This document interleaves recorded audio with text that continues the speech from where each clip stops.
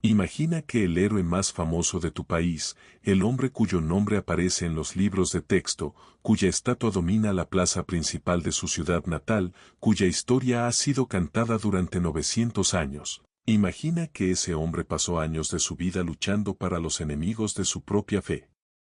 Que fue expulsado por su propio rey no una sino dos veces. Que construyó su reino personal no con el apoyo de la corona cristiana, sino a pesar de ella. Y que cuando murió, sus propios soldados lo ataron a su caballo de guerra para que su cadáver liderara una última carga contra el enemigo. Esto no es una novela de fantasía. Es la historia real de Rodrigo Díaz de Vivar, conocido en todo el mundo como el Cid Campeador. El hombre que se convirtió en símbolo de la reconquista española nunca fue un cruzado simple ni un defensor puro de la fe cristiana. Era algo mucho más complejo, mucho más humano y, en última instancia, mucho más fascinante que cualquier leyenda que se haya escrito sobre él. English.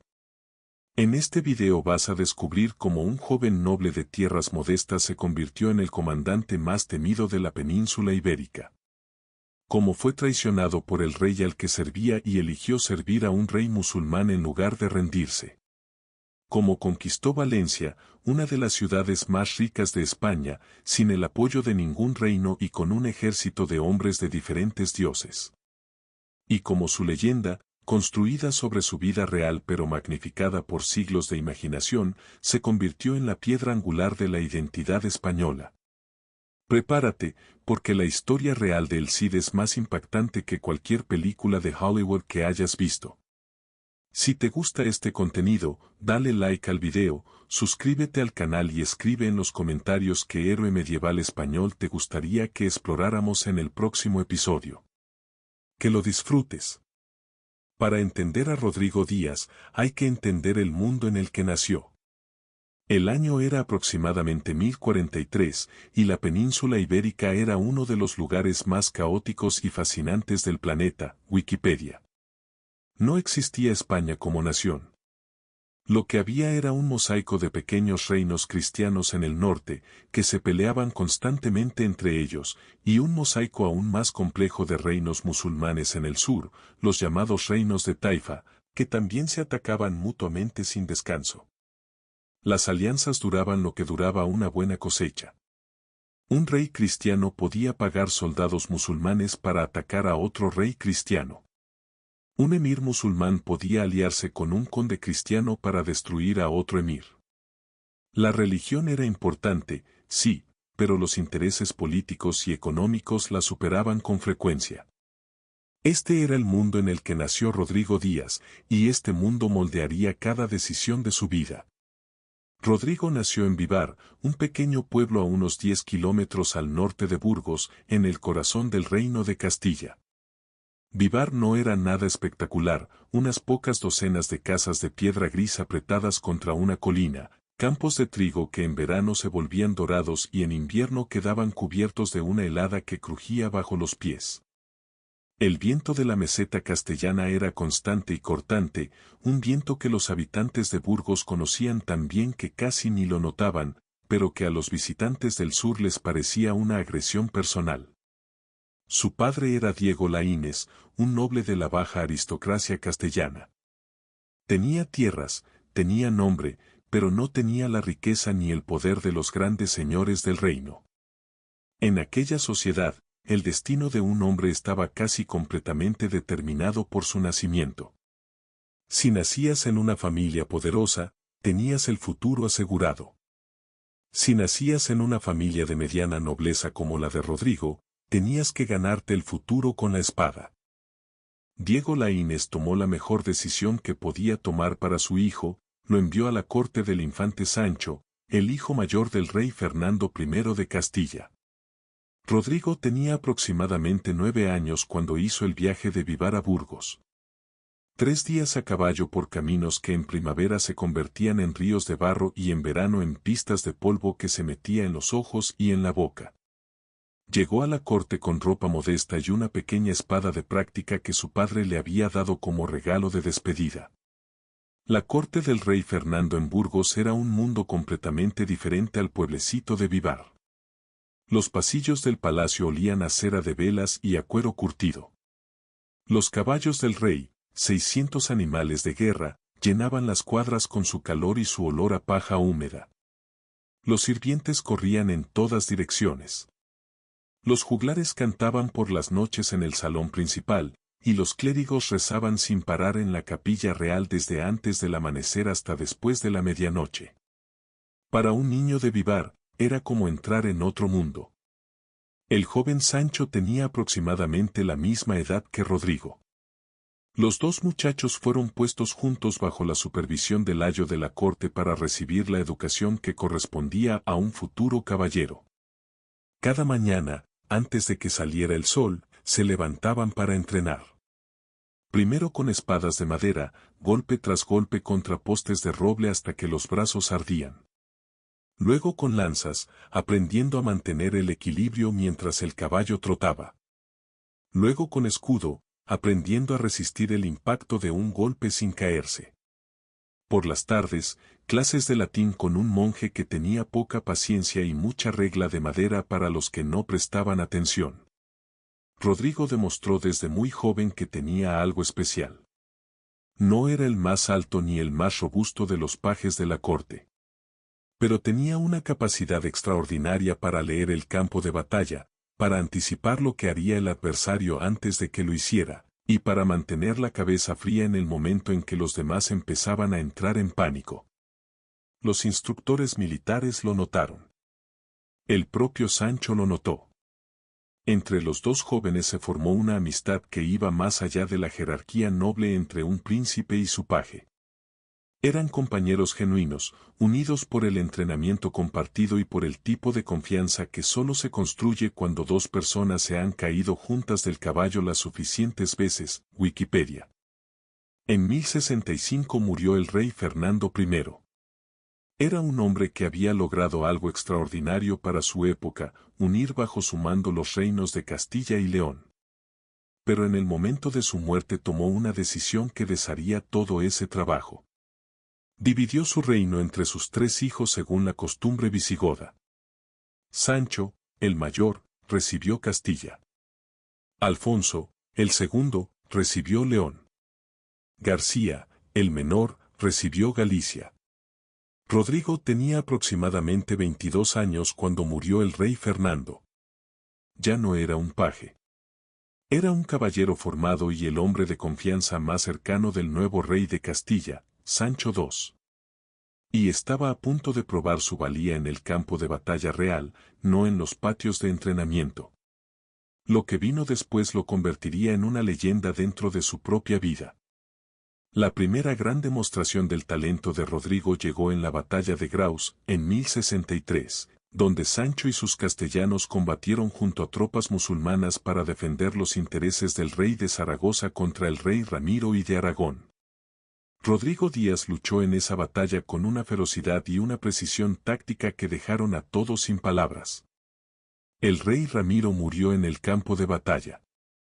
Y el nombre de Rodrigo Díaz comenzó a circular por todas las cortes de la península como el de alguien a quien convenía tener como aliado y temer como enemigo.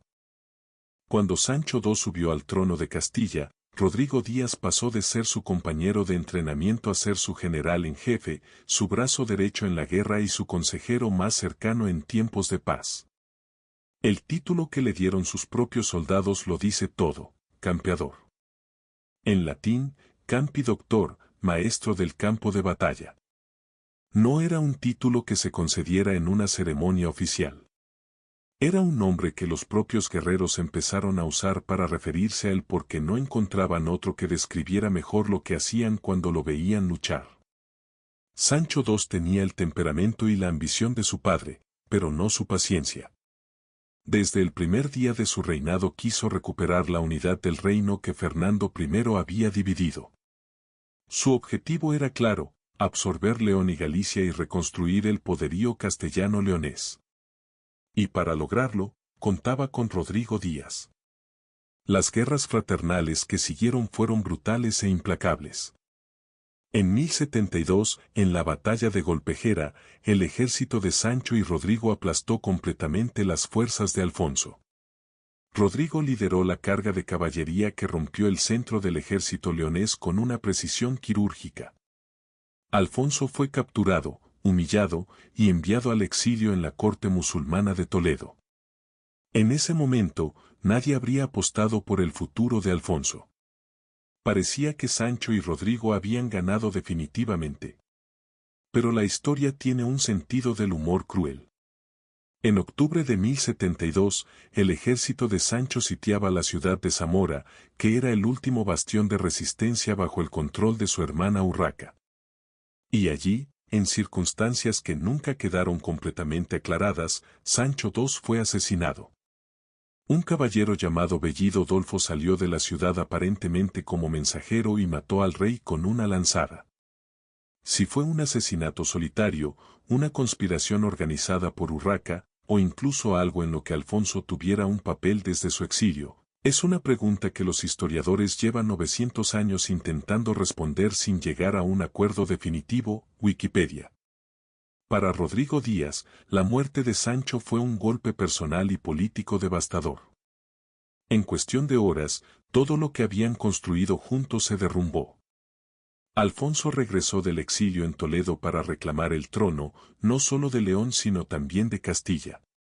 Y los nobles castellanos, que habían servido a Sancho, tuvieron que elegir, doblar la rodilla ante el hombre a quien habían derrotado en el campo de batalla meses antes, o resistir y enfrentarse a las consecuencias.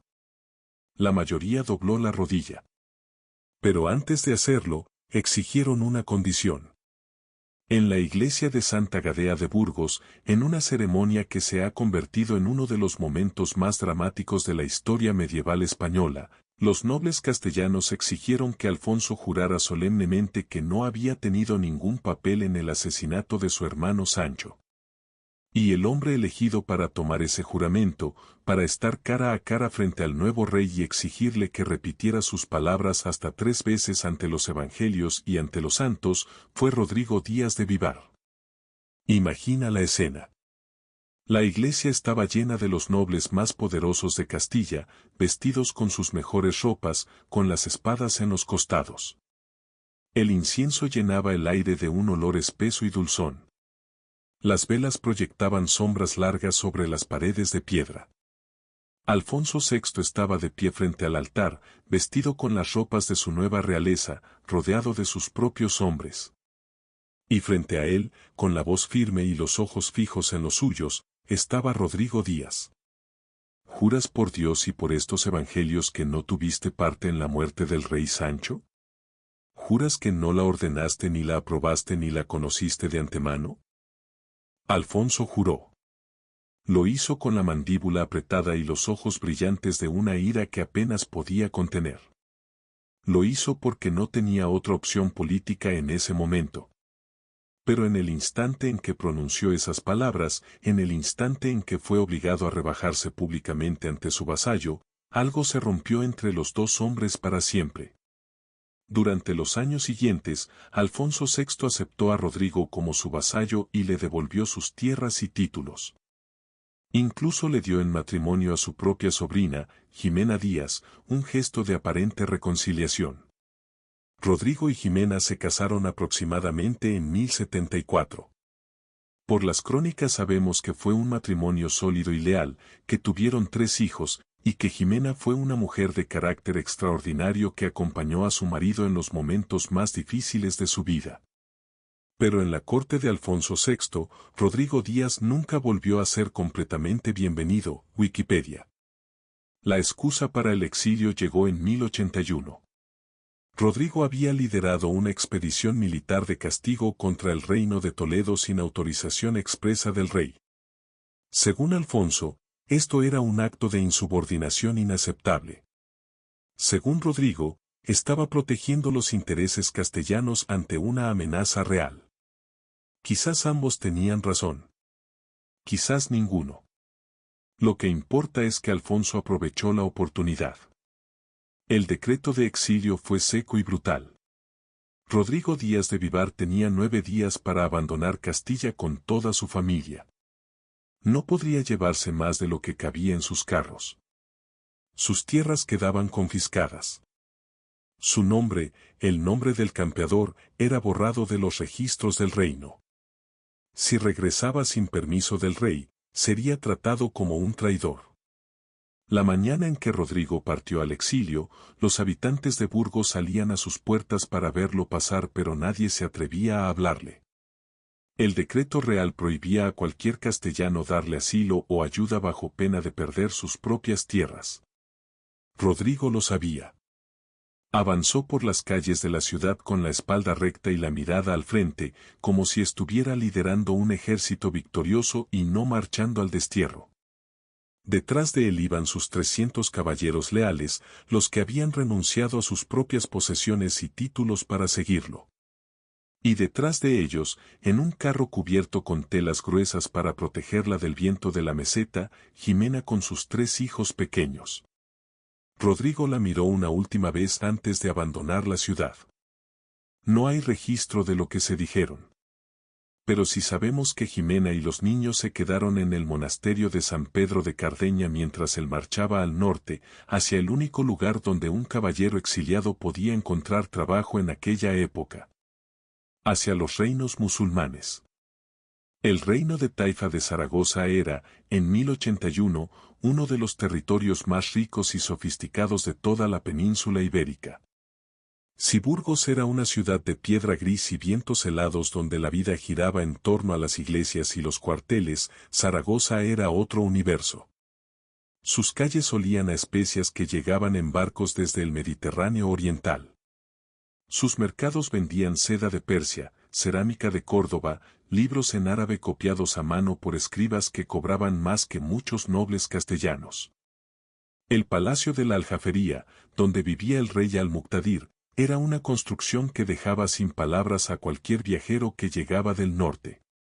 Sus arcos de piedra calada permitían que la luz del sol dibujara patrones cambiantes sobre los suelos de mármol. Sus jardines interiores tenían fuentes de agua que sonaban día y noche como una música constante y suave. En sus salones se reunían poetas, matemáticos, médicos y astrónomos que debatían sobre el movimiento de los planetas y los secretos del cuerpo humano con la misma pasión con que los caballeros castellanos debatían sobre tácticas de caballería. En este mundo llegó Rodrigo Díaz de Vivar, un caballero cristiano del norte con 300 hombres a su mando y una reputación formidable. Al-Muqtadir lo recibió con todos los honores. El rey de Zaragoza era un hombre pragmático que entendía perfectamente el valor de un general de la calidad de Rodrigo. No le importaba la religión de su nuevo comandante. Le importaba su capacidad para ganar batallas. En la primera audiencia, Al-Muqtadir le habló en árabe a través de un intérprete. Le ofreció tierras, oro, caballos y el mando de su ejército a cambio de lealtad personal y victorias militares. Rodrigo aceptó. Y el rey, en señal de respeto, le dio un título árabe que en aquella lengua significaba simplemente el señor, el maestro, el que manda. As-Sayyid. De esa palabra árabe, con el tiempo y con los cambios que sufren todas las palabras cuando viajan de boca en boca durante generaciones, nacería el nombre por el que todo el mundo lo conocería. El Cid. No era un título cristiano ni un nombre castellano. Era la marca de los 6 años que Rodrigo Díaz pasó sirviendo a reyes musulmanes, aprendiendo su lengua, sus tácticas militares y su manera de entender el mundo. Los primeros meses en Zaragoza fueron un proceso de adaptación intensa. El ejército que Rodrigo tenía que comandar era completamente diferente a los ejércitos castellanos que había conocido toda su vida. Había guerreros bereberes de África del Norte, con sus escudos redondos y sus espadas curvas. Había arqueros árabes especializados en disparar desde el lomo de caballos en movimiento.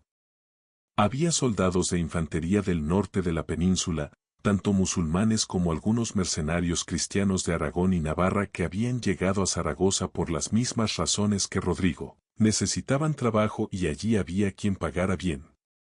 Rodrigo aprendió a comandar a esta fuerza heterogénea con la misma intensidad con que había aprendido a pelear en los patios de Burgos. Estudiaba las tácticas de los generales árabes clásicos, se hizo traducir los textos militares que había en la biblioteca del palacio, Y pasaba horas hablando con sus oficiales musulmanes para entender cómo pensaban sobre la guerra. Lo que descubrió fue que muchas de las técnicas que los ejércitos islámicos habían desarrollado durante 400 años de presencia en la península eran superiores en varios aspectos a lo que él había aprendido en Castilla. Adoptó lo que le servía y combinó todo en un estilo propio que no era ni puramente cristiano ni puramente islámico, sino algo nuevo que funcionaba de manera devastadora en el campo de batalla. Su primer gran éxito militar en el servicio de Zaragoza llegó en la batalla de Almenar, en 1082. El rey de Lérida, apoyado por tropas aragonesas y catalanas, había invadido el territorio de Zaragoza. Rodrigo los enfrentó con un ejército que era numéricamente inferior. La situación táctica era complicada, el terreno favorecía al enemigo y sus fuerzas tenían el respaldo de una fortaleza cercana. Rodrigo usó exactamente la misma táctica que más tarde haría famosa en Valencia, fingió una retirada ordenada para atraer a la caballería enemiga fuera de su posición defensiva. Cuando los jinetes de Lérida y Aragón se lanzaron en persecución, los flancos de Rodrigo se cerraron sobre ellos como unas pinzas. Fue una victoria completa. El conde Berenguer Ramón II de Barcelona, que comandaba parte de las fuerzas enemigas, fue capturado. Rodrigo lo tuvo prisionero durante semanas antes de liberarlo a cambio de un rescate considerable. La humillación pública del conde barcelonés, uno de los nobles más poderosos del noreste peninsular, envió un mensaje claro a todos los jugadores del tablero político. El nuevo general de Zaragoza no era un mercenario cualquiera. Era el hombre más peligroso de la península, Wikipedia. Durante los 6 años que Rodrigo sirvió en Zaragoza, bajo Al-Muqtadir I y luego bajo su hijo Al-Mutamín, ganó prácticamente todas las batallas que libró. Derrotó a los reyes de Aragón, a los condes catalanes, a los emires de Lérida y Tortosa. Algunos de estos enemigos eran musulmanes. Otros eran cristianos. Para Rodrigo, la diferencia era irrelevante. Lo que importaba era que habían invadido el territorio de su señor y su señor le pagaba para detenerlos. Esta experiencia le enseñó algo que muy pocos caballeros de su época llegaron a comprender. El mundo real era mucho más complejo que la narrativa simple de cristiano contra moro. Los reyes musulmanes se peleaban entre ellos con la misma ferocidad, o más, que con los cristianos. Los nobles cristianos del norte eran perfectamente capaces de aliarse con un emir musulmán para atacar a otro rey cristiano si con eso ganaban tierras o dinero. La fe era importante. Pero el poder era más importante todavía. Y quien entendiera eso tendría siempre ventaja sobre quien se dejara cegar por las etiquetas religiosas. En el verano de 1086, un ejército cruzó el estrecho de Gibraltar desde África y cambió para siempre la historia de la península ibérica. Los almorávides no eran como ninguno de los poderes que habían existido hasta entonces en Al-Ándalus. No eran los sofisticados y tolerantes reyes de las ciudades Taifa, con sus poetas y sus bibliotecas y sus acuerdos pragmáticos con los vecinos cristianos. Eran otra cosa completamente diferente, y más peligrosa. Venían del Sáhara. Durante generaciones, las tribus bereberes del desierto habían forjado una identidad guerrera bajo el sol inclemente y la arena del norte de África. Su fundador espiritual, Inyasin, les había dado una ideología religiosa de una pureza radical. Para los almorávides, los reyes de las taifas andaluzas eran corruptos, demasiado influenciados por la cultura cristiana del norte, demasiado tolerantes con los infieles, demasiado aficionados al vino y a la poesía cuando debían estar rezando y preparándose para la Guerra Santa. Su líder militar, Yusuf Intasfin, era un hombre de 70 años que no montaba caballos blancos ni vestía ropas de seda.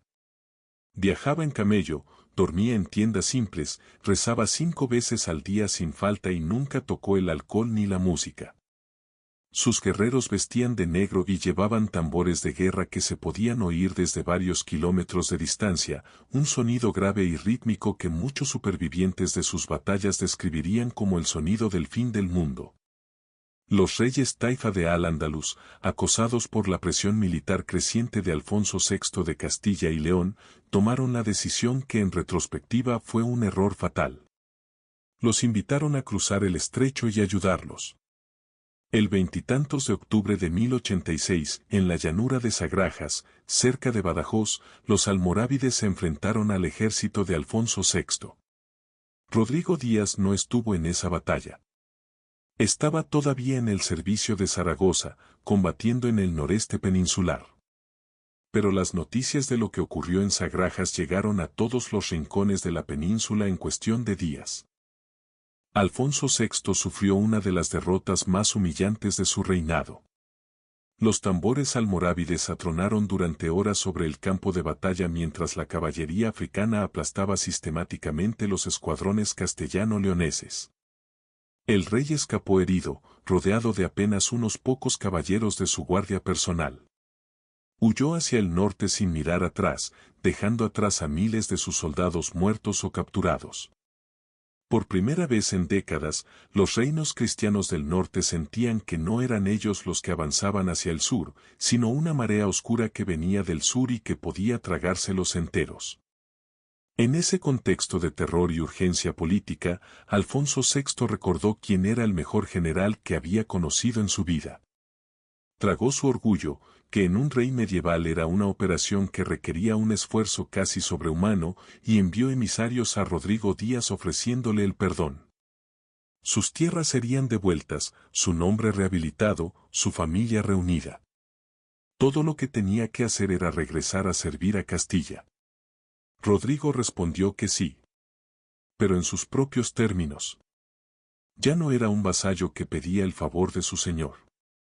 Era el general más victorioso de la península y podía elegir a quién servía. Volvería a Castilla, pero mantendría su independencia militar. Cualquier territorio que conquistara en el futuro sería suyo por derecho de conquista, no un préstamo del rey que pudiera ser revocado en cualquier momento. Alfonso no tenía alternativa. Aceptó. Durante los años siguientes, Rodrigo operó como un señor de la guerra semi-independiente en el este peninsular, en la zona que hoy es la Comunidad Valenciana. Cobraba tributos a las ciudades que aceptaban su protección, aplastaba a las que se resistían y construía pacientemente una red de alianzas y territorios controlados alrededor de un objetivo cada vez más claro. Valencia. La ciudad que se extendía junto al Mediterráneo, rodeada de huertas que eran las más productivas de toda la península, con un puerto que conectaba con Italia, con el norte de África y con las islas griegas, con talleres de seda donde trabajaban miles de artesanos que producían telas que se vendían en todo el mundo conocido. Valencia era la joya de la corona de Al-Ándalus y Rodrigo Díaz había decidido que sería suya. Pero antes de que pudiera llegar a Valencia, tuvo que enfrentarse a alguien que tenía la misma idea. En el año 1090, en las montañas de Tébar, se encontró una segunda vez con el conde Berenguer Ramón II de Barcelona, el mismo hombre al que había humillado en Almenar años antes. El conde había construido una coalición de fuerzas cristiano-musulmanas para bloquear el avance de Rodrigo y hacerse con el control de los territorios valencianos. La batalla fue corta y brutal. Rodrigo fingió una retirada hacia un desfiladero. Berenguer, convencido de que tenía la victoria asegurada, lo siguió. Cuando el último soldado barcelonés entró en el desfiladero, los flancos de Rodrigo cerraron el paso y la trampa se cerró. El conde fue capturado por segunda vez en su vida a manos del mismo hombre. Esta vez, la humillación fue todavía mayor. Rodrigo liberó a sus prisioneros sin pedir rescate, gesto de desprecio calculado que decía, con más claridad que cualquier insulto verbal, que no consideraba a Berenguer ni siquiera digno del esfuerzo de cobrarle. El camino hacia Valencia estaba abierto. Pero primero tenía que pasar por el momento más oscuro de todo el asedio. En octubre de 1092, un asesinato cambió todo. El gobernante de Valencia bajo la tutela de Rodrigo, Al-Qadir, fue asesinado por el juez principal de la ciudad, Injaaf, en una conspiración que contaba con el apoyo secreto de los almorávides. Para Rodrigo, esto no era solo un problema político. Era una afrenta directa, una declaración de que los compromisos que había negociado con la ciudad no valían nada, que había sido burlado delante de toda la península. La respuesta fue inmediata y total. En noviembre de 1092, el ejército de El Cid rodeó Valencia. No fue un simple cerco. Rodrigo construyó una línea de posiciones militares que rodeaba completamente la ciudad, con torres de vigilancia cada pocos cientos de metros y fosos que impedían cualquier movimiento hacia el interior o el exterior. Cortó todos los caminos que llegaban a Valencia. Sus patrullas de caballería barrían los campos de los alrededores, destruyendo cosechas, derrumbando molinos, quemando los almacenes de grano que no estuvieran ya dentro de las murallas. Dentro de la ciudad, al principio nadie se alarmó demasiado. Valencia tenía murallas sólidas, reservas de alimentos para varios meses y la convicción de que los almorávides, que eran ahora los amos políticos de la mayor parte de Al-Ándalus, enviarían un ejército de rescate. Injab, el juez que había organizado la conspiración, prometía a los habitantes que la ayuda estaba en camino. Solo era cuestión de resistir unas semanas. Las semanas se convirtieron en meses. Los mercados de Valencia, que normalmente rebosaban de productos de toda la cuenca mediterránea, fueron quedando vacíos de manera silenciosa y aterradora. Primero desaparecieron las especias y los artículos de lujo. Luego el aceite. Luego la carne. Luego el grano. Las familias ricas, que tenían reservas privadas, las fueron agotando. Las familias pobres empezaron a pasar hambre mucho antes. Los precios se dispararon de manera brutal, lo que antes costaba un dirham pasó a costar 100, luego 1000, luego lo que fuera que alguien tuviera para ofrecer. En las calles de Valencia comenzaron a aparecer cosas que en tiempos normales habrían sido impensables. La gente cazaba perros y gatos. Los niños rastrillaban los establos buscando granos olvidados entre la paja. Los enfermos que no podían moverse morían en sus casas porque no había nadie con fuerzas suficientes para cuidarlos. Los cadáveres tardaban días en ser recogidos porque no había energía para cavar tumbas. El olor de la ciudad, que en tiempos normales combinaba el perfume del azahar de los naranjos con el humo de las cocinas y el olor salado del mar cercano, se fue transformando en algo diferente y terrible. Rodrigo Díaz observaba desde su campamento exterior con la frialdad calculada de un maestro del asedio. No le gustaba lo que veía, pero entendía que era necesario. Cada semana que pasaba, la moral dentro de las murallas se debilitaba un poco más. Cada semana que pasaba, la esperanza de que llegara el socorro almorávide se iba diluyendo. Y Rodrigo sabía que la psicología era a veces más poderosa que cualquier máquina de guerra. En diciembre de 1093, finalmente llegó el ejército almorávide. Era una fuerza enorme, muy superior en número a las tropas de Rodrigo. Los tambores negros de los guerreros del desierto resonaban en los campos alrededor de Valencia. Para los sitiados dentro de la ciudad, que podían oírlos desde las murallas, ese sonido debió de ser lo más parecido a la música que habían escuchado en meses.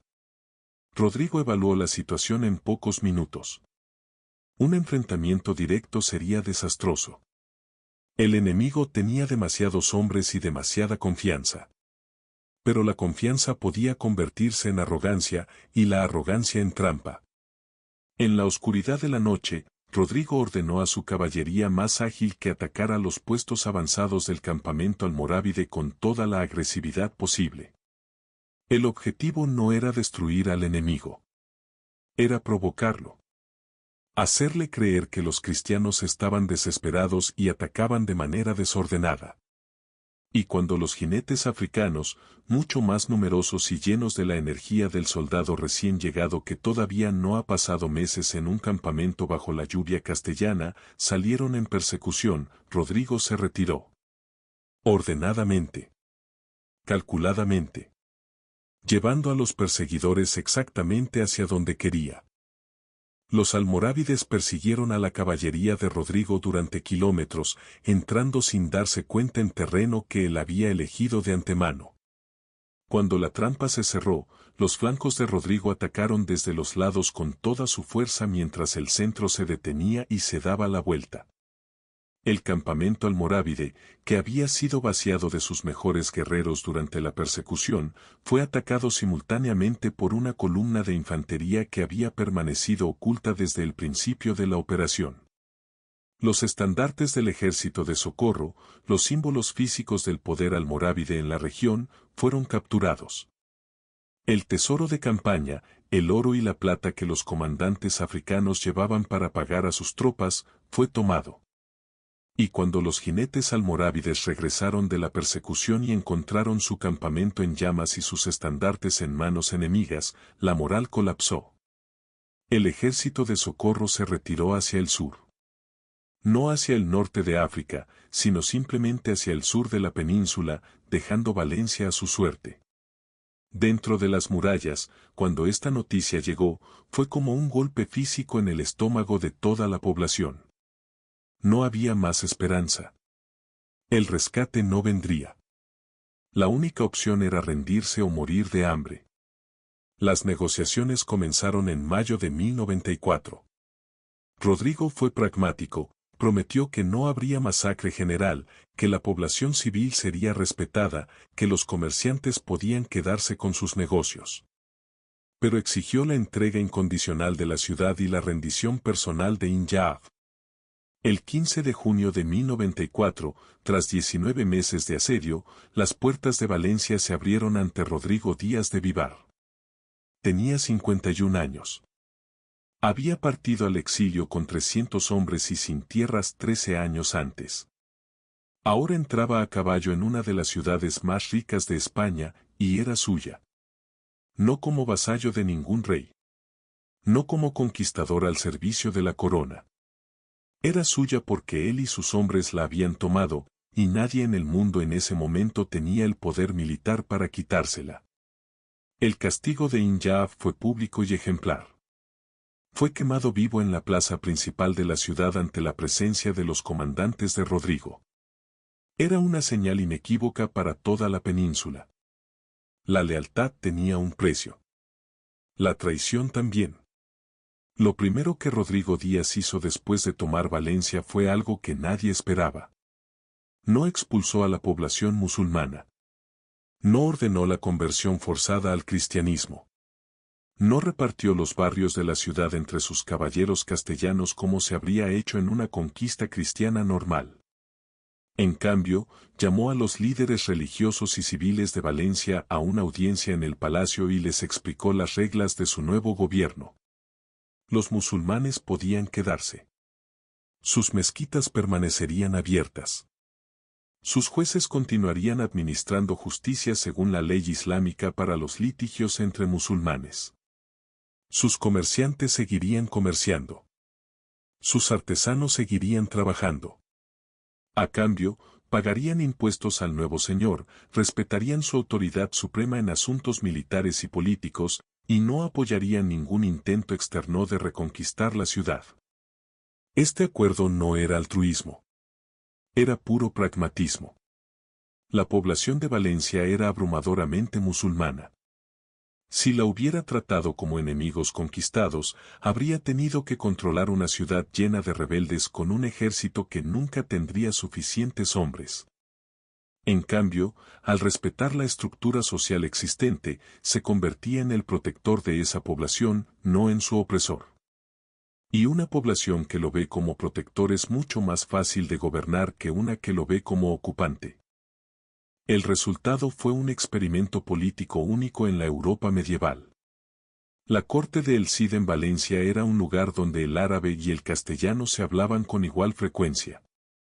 Donde un escriba musulmán redactaba documentos oficiales que luego firmaba un caballero cristiano de Burgos. Donde los niños de familias musulmanas y cristines jugaban en las mismas calles. Donde el llamado a la oración del muezín desde los minaretes y el tañido de las campanas de la catedral recién establecida sonaban el mismo día y nadie consideraba eso una contradicción. Sus generales más cercanos incluían tanto musulmanes que lo habían servido desde los días de Zaragoza como caballeros castellanos que lo habían seguido al exilio. Su médico personal era un judío. Su intérprete árabe era un cristiano mozárabe nacido en Córdoba. Rodrigo no había creado esta diversidad por principios ideológicos abstractos. La había creado porque era la forma más eficiente de gobernar un territorio que no era homogéneo, y porque él mismo, después de una vida entera cruzando fronteras culturales y religiosas, ya no pensaba en términos de nosotros y ellos. Pero Valencia no era un paraíso. Rodrigo era un señor de la guerra, y los señores de la guerra gobiernan con puño de hierro aunque vistan guante de seda. Los impuestos eran altos. La justicia era rápida y a menudo brutal. Cualquier amenaza a su autoridad se encontraba con una respuesta desproporcionada y ejemplar. Y las amenazas llegaban constantemente. Los almorávides no habían renunciado a Valencia. Entre 1094 y 1099 lanzaron varias expediciones militares de gran envergadura para recuperar la ciudad. La más peligrosa llegó apenas 4 meses después de la conquista, en octubre de 1094. El ejército almorávide que se acercó desde el sur ese otoño era mayor que cualquier fuerza que Rodrigo había enfrentado hasta entonces. Los cronistas de la época hablan de más de 20.000 guerreros. Rodrigo tenía aproximadamente 4.000 hombres disponibles para la batalla. La proporción numérica era aterradora. Pero Rodrigo sabía algo sobre los almorávides que neutralizaba en parte su ventaja numérica. Eran guerreros formidables en campo abierto, pero tendían a confiar demasiado en su superioridad de caballería y a atacar de manera previsible. Eligió el terreno de combate con la misma cuidadosa deliberación que habría empleado para diseñar una trampa de caza. Se posicionó con su ejército en una zona donde el terreno complicaba las cargas masivas de caballería, donde los almorávides no podían desplegar libremente su mayor ventaja. Cuando comenzó la batalla, la vanguardia de Rodrigo recibió el primer choque almorávide y se dobló, retrocediendo de manera ordenada. Lo suficientemente rápido como para parecer un colapso pero lo suficientemente lento como para mantener la cohesión. Los almorávides vieron lo que querían ver, un ejército cristiano en retirada desordenada. Presionaron hacia adelante con toda su fuerza. Y en ese momento, Rodrigo hizo la señal que sus flancos estaban esperando. Las reservas que había mantenido ocultas en los costados del campo de batalla atacaron simultáneamente desde ambos lados. Y él mismo, con su guardia personal de caballería, lideró la carga central que partió el ejército enemigo en dos. El ejército almorávide, sorprendido y desorganizado, se disgregó y huyó. El campo de batalla quedó cubierto de sus bajas y de los estandartes negros que habían sembrado el terror en Sagrajas. Incluso los cronistas árabes, que no tenían ningún interés en glorificar al enemigo, reconocieron la magnitud de lo que Rodrigo había logrado. Ibn Bassam, un literato árabe andaluz contemporáneo que detestaba a El Cid con toda su alma y lo llamaba abiertamente un invasor y un oportunista, escribió sobre él con una admiración que se le escapaba entre los insultos. Este hombre fue uno de los grandes milagros que Dios en su infinita sabiduría puso en la tierra. Cuando muere un enemigo tuyo y te llaman milagro, es porque has sido realmente extraordinario. En la primavera de 1099, algo cambió en Rodrigo Díaz. Los testigos de la época no nos dan detalles médicos precisos sobre su enfermedad, pero las crónicas describen a un hombre que de pronto envejeció rápidamente, que ya no lideraba los entrenamientos matinales de su caballería, que pasaba largas horas en silencio mirando el mar desde las torres del Palacio Valenciano. Tenía 56 años, una edad avanzada para un hombre que había pasado más de 4 décadas en campaña militar. Las heridas que no matan en el momento de recibirlas van acumulándose en el cuerpo con el paso de los años, y el cuerpo lleva su propia contabilidad. Rodrigo había sobrevivido a batallas que habían matado a hombres más jóvenes y más sanos que él. Pero el tiempo es el único enemigo al que ningún general ha logrado vencer todavía. En los últimos meses antes de su muerte, Rodrigo pasó mucho tiempo con Jimena. Las crónicas que nos hablan de este periodo retratan a una pareja que había sobrevivido juntos décadas de separación, exilio y guerra, y que en el ocaso de su vida compartía la tranquilidad de saber que lo que habían construido era real y duraría. Hablaban, según estas fuentes, sobre el futuro de Valencia, sobre qué debía hacerse con la ciudad cuando él ya no estuviera, sobre cómo proteger a los habitantes que habían puesto su confianza en él. El 10 de julio de 1099, Rodrigo Díaz de Vivar murió. La causa exacta no está documentada con precisión. Enfermedad, heridas antiguas que se agravaron, el simple desgaste de una vida extraordinariamente intensa. Lo que está documentado es que murió en su cama, en su palacio, en la ciudad que había conquistado para sí mismo, con su esposa a su lado. Era una muerte en paz que habría parecido increíble para alguien que lo conocía 20 años antes, Wikipedia. La noticia de su muerte fue contenida dentro del palacio. Solo los comandantes más cercanos y la propia Jimena la conocieron en las primeras horas.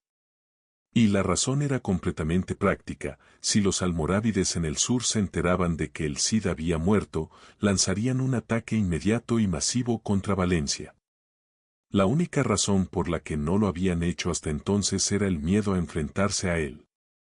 Sin él, Valencia era simplemente una ciudad bien amurallada. Con la noticia de su muerte, sería un objetivo, English. Y aquí es donde la historia y la leyenda se entrelazan de una manera tan hermosa que cuesta trabajo separarlas.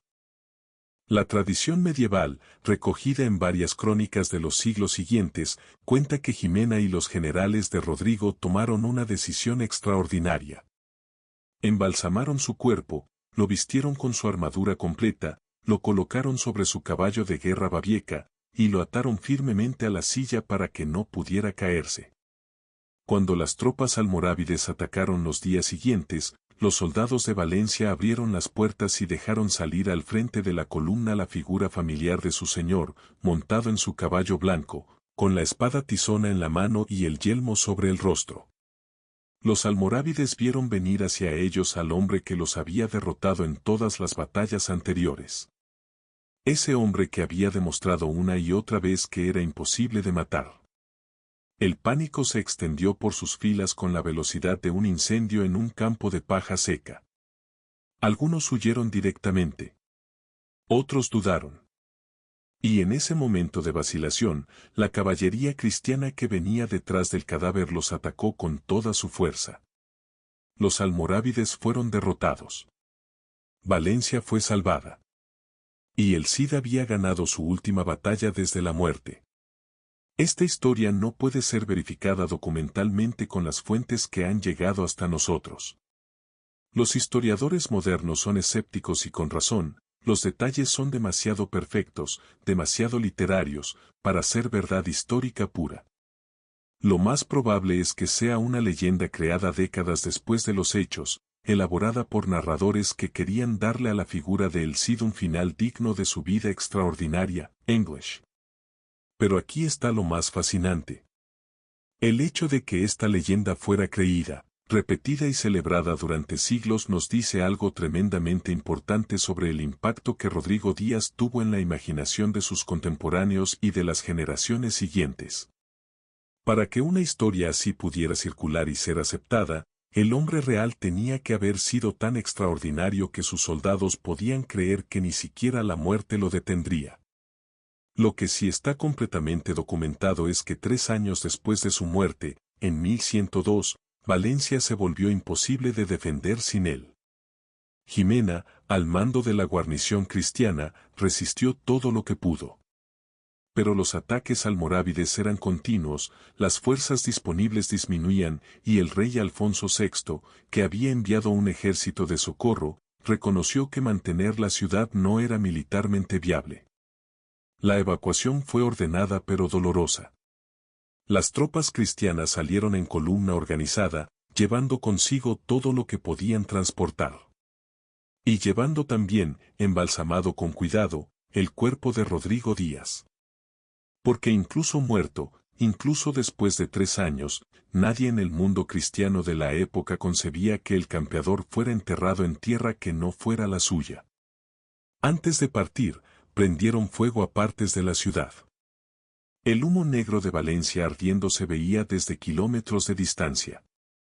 Era el adiós de Jimena a la ciudad que su marido había construido. Era la señal de que una era había terminado. El cuerpo de Rodrigo Díaz fue transportado a Castilla y enterrado en el monasterio de San Pedro de Cardeña, cerca de Burgos. Cerca del pueblo de Vivar donde había nacido. Cerca de la iglesia de Santa Gadea donde había humillado a un rey.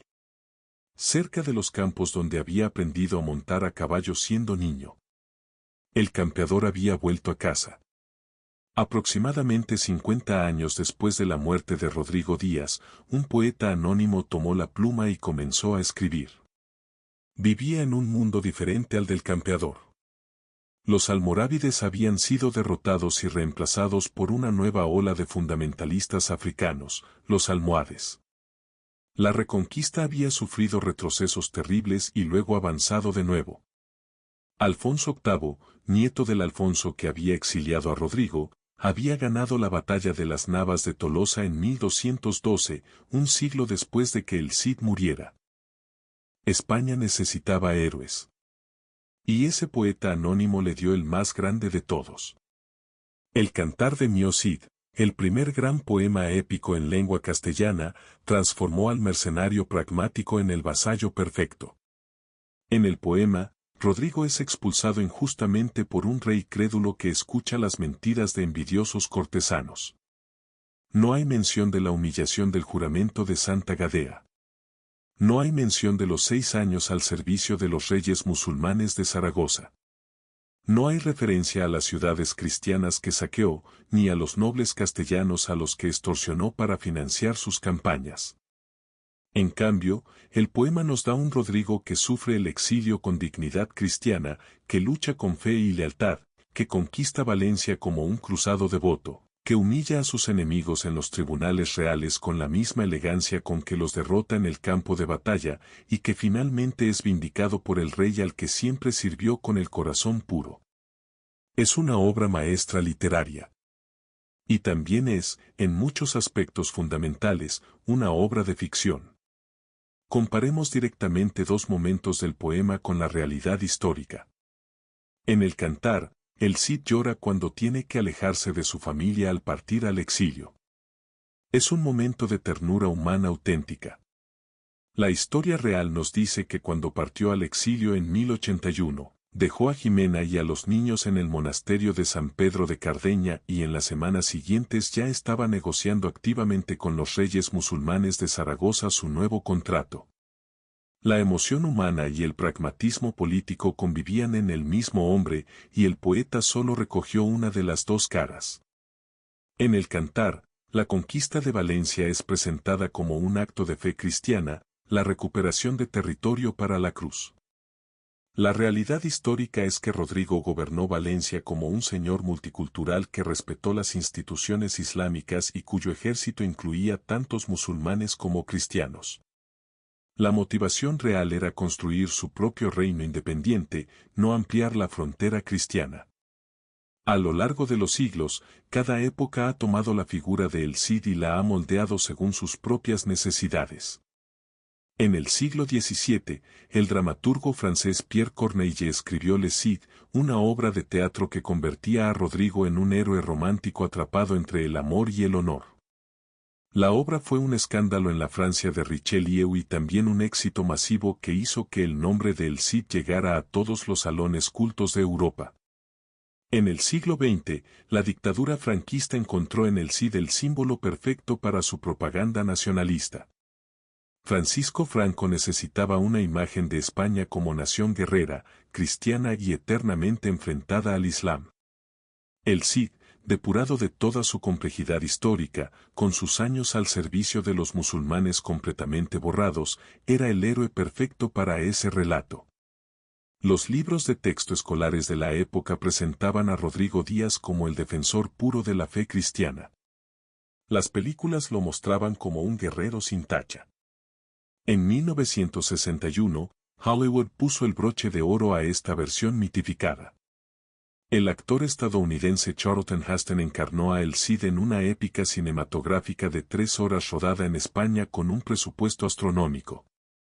La película es visualmente espléndida y tiene momentos de gran fuerza dramática.